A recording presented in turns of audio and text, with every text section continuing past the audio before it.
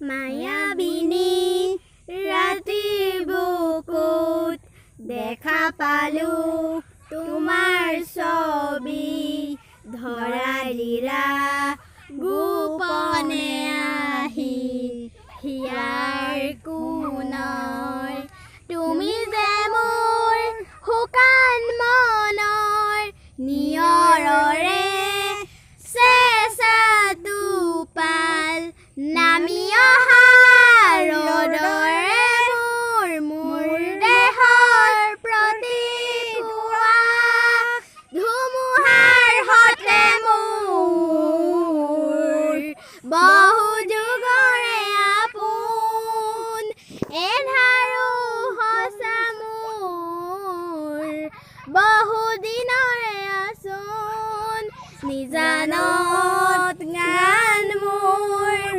শেষ হ'ব প্ৰতিভা।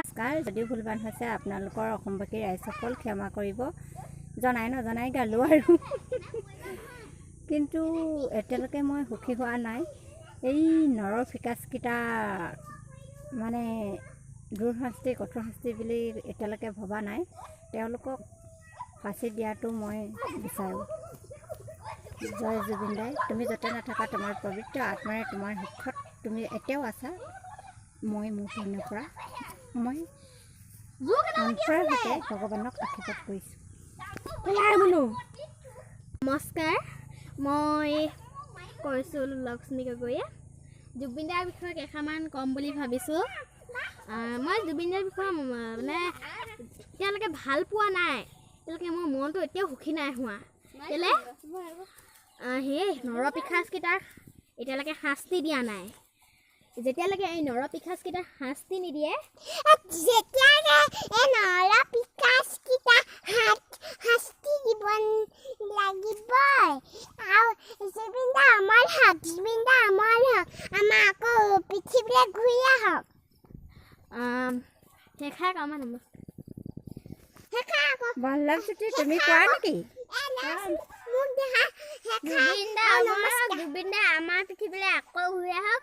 যিকেইটাই তাক মাৰিছিলে সেইকেইটাক ফাঁচি অদা হ'ব লাগে। ফাঁচি অদা নহয়, ফাঁচি দিব লাগে। ফাঁচি দিব লাগে।